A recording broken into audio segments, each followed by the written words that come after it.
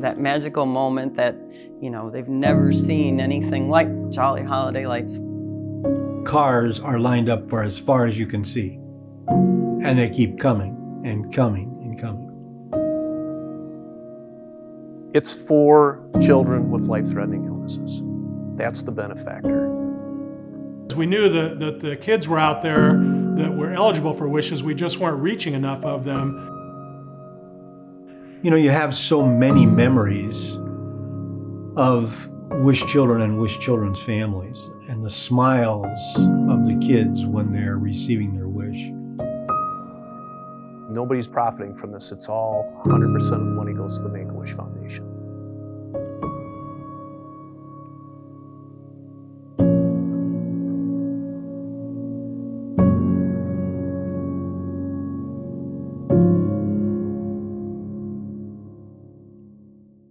On behalf of the City of Des Moines and the Make-A-Wish Foundation, turn on the lights.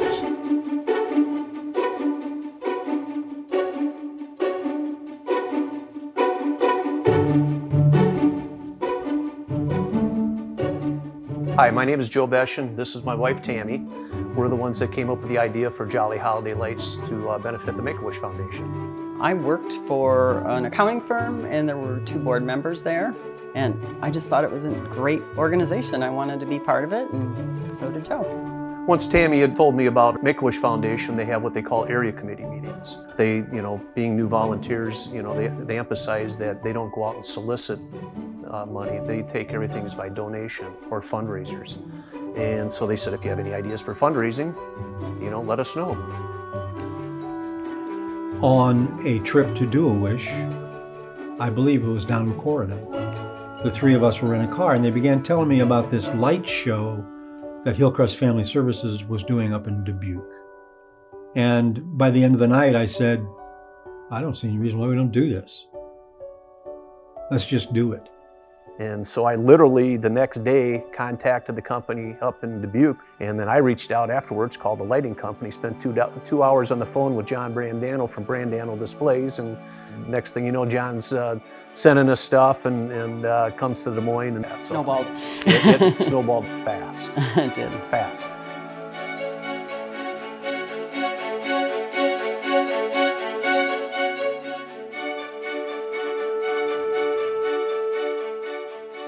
When they presented the idea to us 25, 26 years ago, we realized on the board at that time that we really needed a signature event to help get the name of Make-A-Wish out, because at that point, Make-A-Wish in Iowa was about 10 years old. And so we had a statewide organization of tremendous volunteers in the larger communities doing wishes and doing their own fundraisers. And at that time, our biggest fundraiser for Make-A-Wish were golf tournaments and dinner auctions, silent auctions. We probably were granting, 30 wishes, maybe a year in the entire state of Iowa. And just to get the name of Make-A-Wish out and who we are and what we do, a signature event would go a long ways. But clearly, as we got into it, and the business sponsors that ended up leasing the displays saw the genius behind it, there was never a question about what was going to grow and become a signature event. Literally an idea that kind of sprouted from something small and grew to be this huge, massive event and an incredible fundraiser for us. It's one person's idea that a bunch of other volunteers, people who freely gave of their time, got behind. I don't care how large or small the not-for-profit is, but it doesn't happen without volunteers. And they got behind an event that was not just one day, but it was 20 plus days, and they worked hard at it.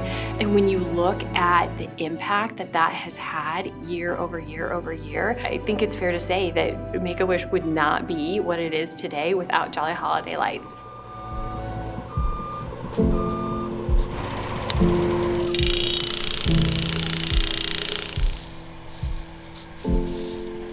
One of the key pieces that helped us that first year was Continental Western Insurance had been doing a mini version of this out at their corporate office.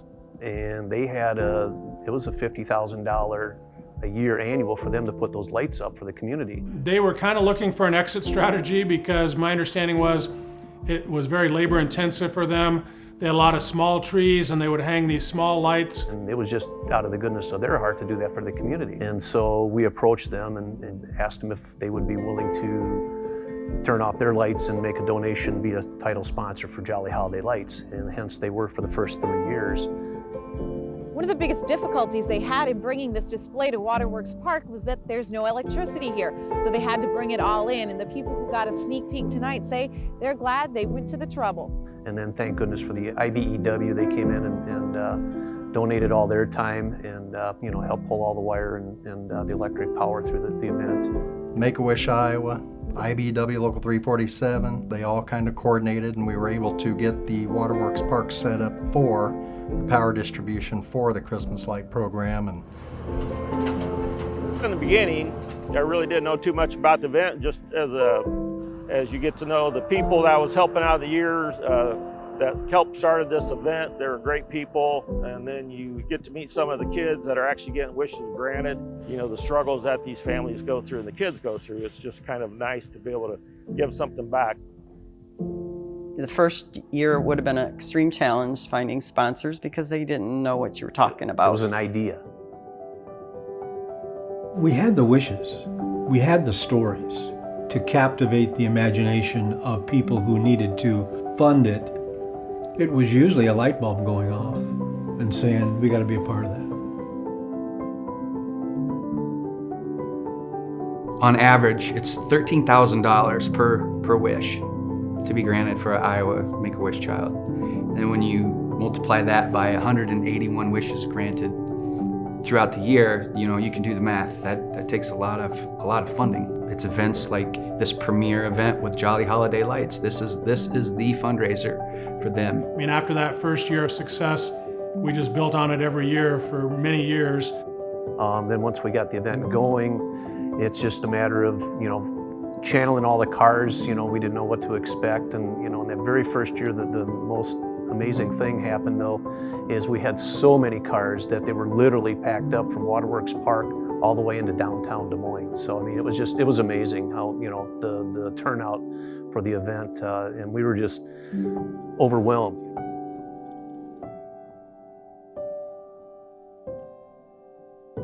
I love Christmas, so it was neat. I think it's gorgeous. I really think it's beautiful. I think they should have probably done this a long time ago. September 3rd, I had my second heart transplant, and my wish was to go to Disney World in Orlando. Be galas in the Quad Cities or Dubuque or Cedar Rapids, whether that's golf tournaments.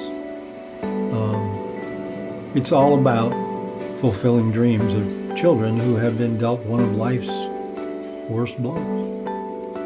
And that is they have a compromising disease that may cause loss of life.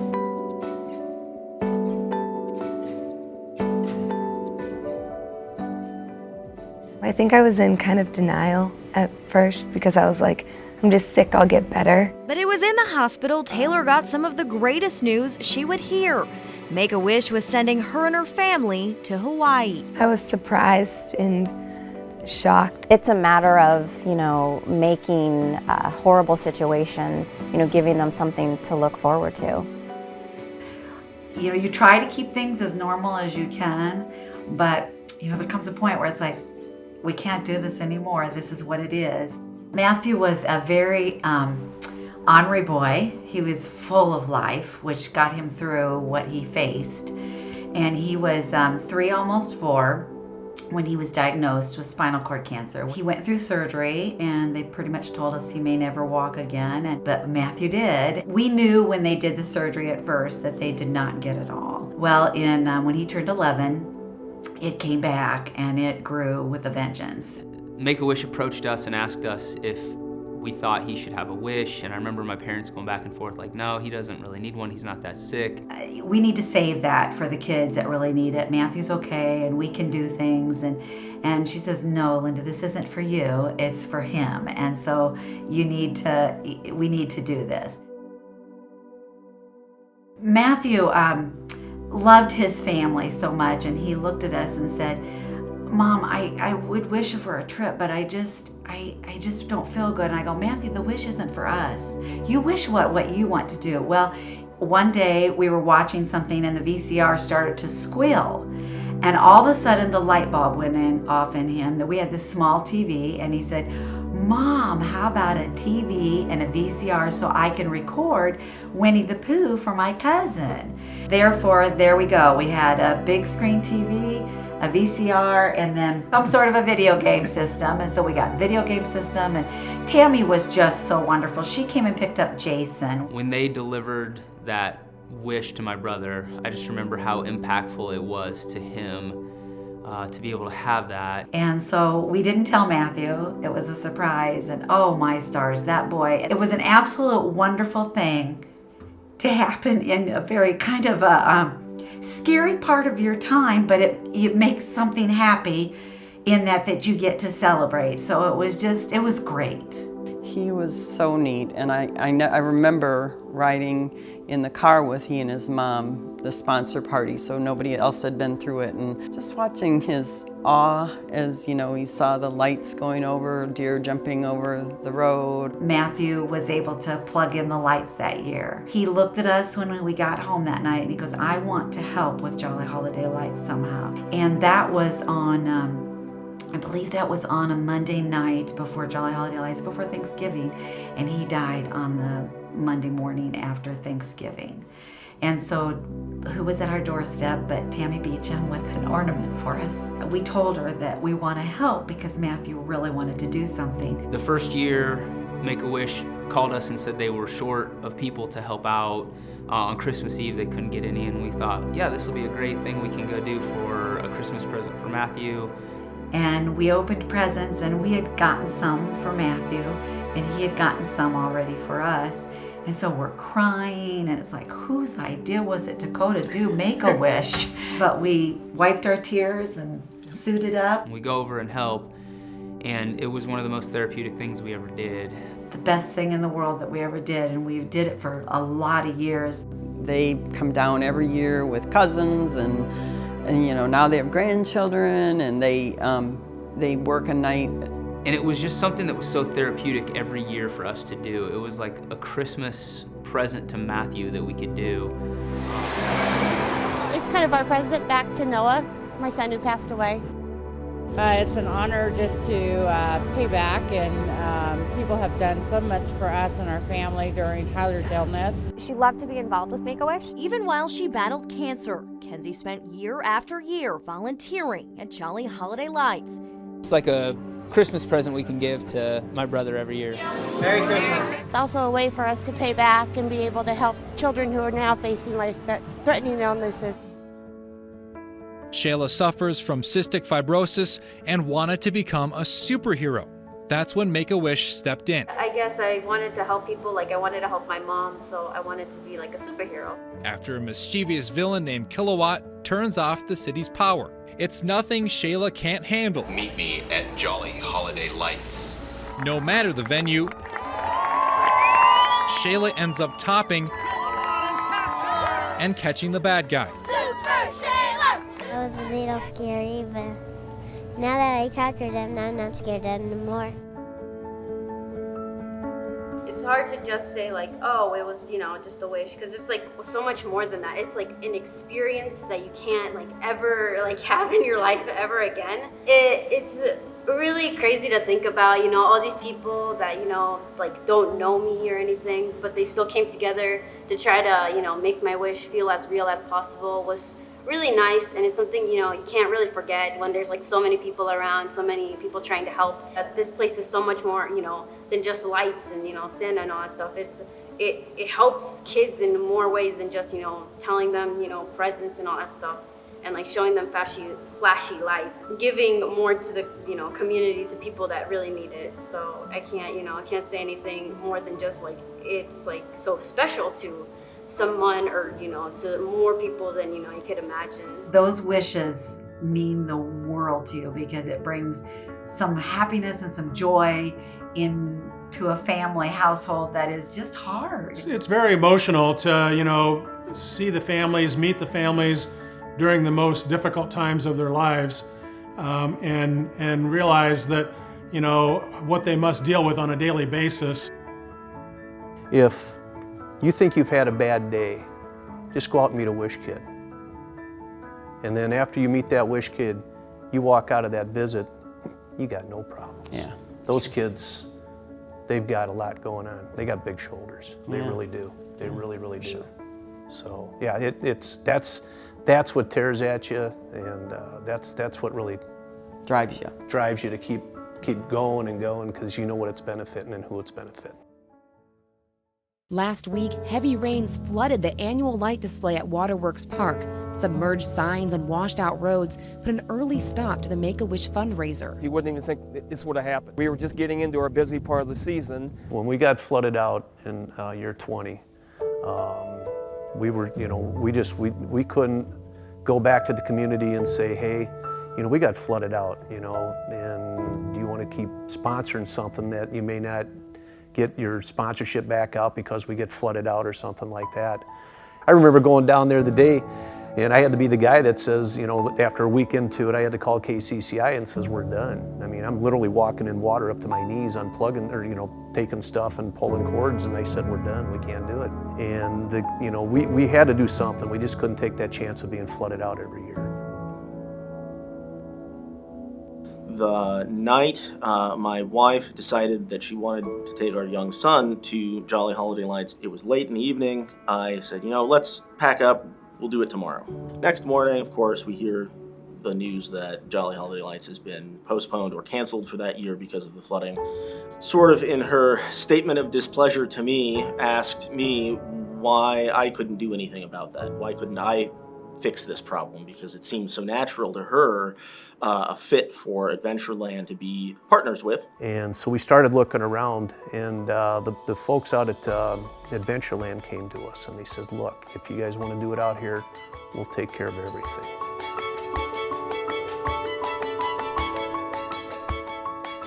From that point forward to contacting Make-A-Wish and Chris Vogasair at the time, Chris and I understood each other, very like-minded, like gold, and really wanted to move this event somewhere where it could have a sense of permanency.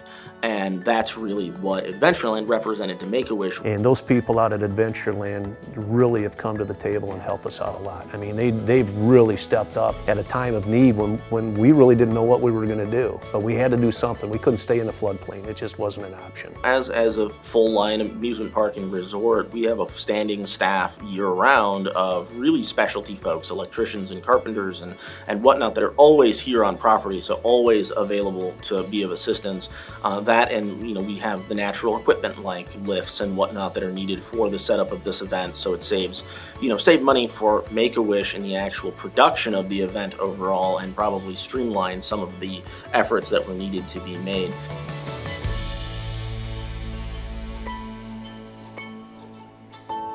We ended up outsourcing the front gate to Adventureland and later to Keck because, you know, the volunteers were wonderful. So many of them had been doing it for so long, but we had to figure out a way to be more efficient, because if we back up to the interstate, Iowa State Patrol shuts us down, and then everybody's unhappy. That was a really hard decision to outsource the front gate, but it was something we had to be able to do to keep Jolly Holiday Lights going. As far as our staff goes, our staff really always looks forward to this event, and our staff really has interacted as far as really helping set up that pathway in Jolly Holiday Lights, and how you navigate that many cars coming into your facility at one time. Even little things like how we renovated a couple spaces in our campground facility to accommodate Make-A-Wish. I think it's critically important for people to volunteer and give all they can give, not only just to share the feeling of being involved in Make-A-Wish, because it is one of a kind, not-for-profit organization. But I believe that new volunteers bring new energy and new life, new ideas.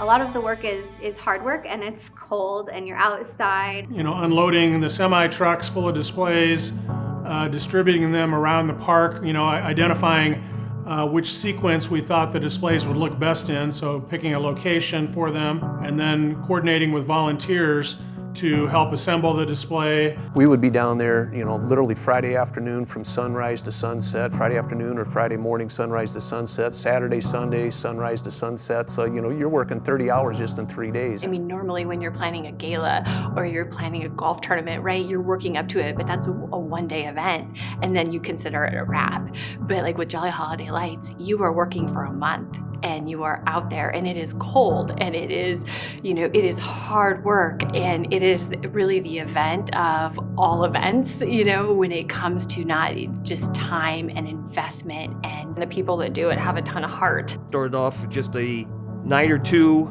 a week, and that was around 19 years ago. And now I am pretty much the full-time Santa at Jolly Holiday Lights. I do almost every night. To think of an event and an idea like that, and then to have the Des Moines community come out year after year after year to support it and make it their family tradition, and to make it their family tradition to support kids who need something to look forward to in the holiday season, I think that just makes it come full circle. That's what keeps it fresh. That's how new ideas get spawned. And it positions itself for the future for years to come. Last year, this event raised enough money to grant 80 wishes. Like, that's 80 kiddos who are getting to do something magical. And it's just a great remembering time for us. It's kind of a continued healing process when we go and look at it and remember Matt. It feels like you're like lighting up because you get to see all these people, contributing to something that helps, multiple kids. Every single one of those cars is part of a wish. Each one contributes to making one of these wishes happen. And to get to 80 wishes from one event is amazing.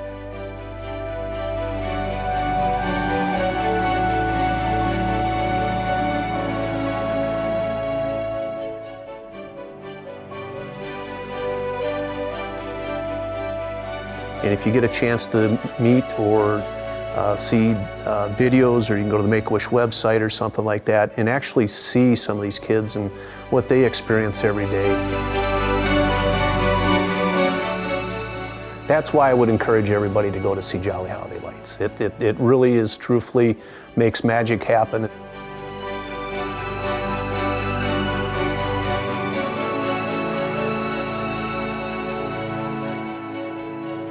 The people that are willing to open up their hearts, and give, it is so touching to us. So when you're driving through there, your heart should soar, because you're not only getting to see beautiful lights, but you also are helping a lot of kids and a lot of families that are struggling.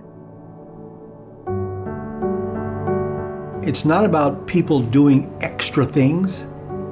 It's about regular people doing the small things and coming together to make this event all it can possibly be.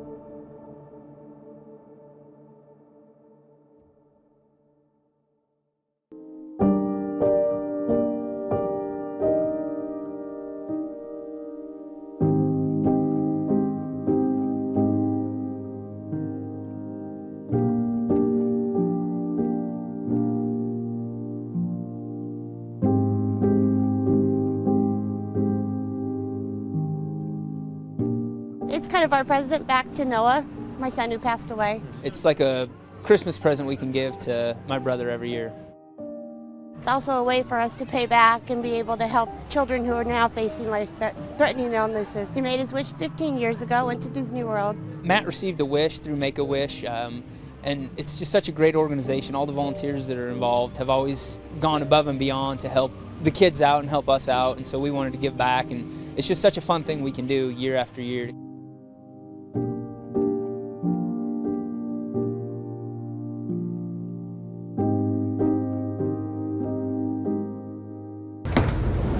Knowing they couldn't go far, and knowing they won't all be home for Christmas, the destination was an easy choice. Let's go! Wedged between his mother and doctor, Tanner and his family got to drive through Jolly Holiday Lights at Waterworks Park. escorted by an ambulance manned by 2 critical care paramedics, just in case. There it goes. Yay, he made it again.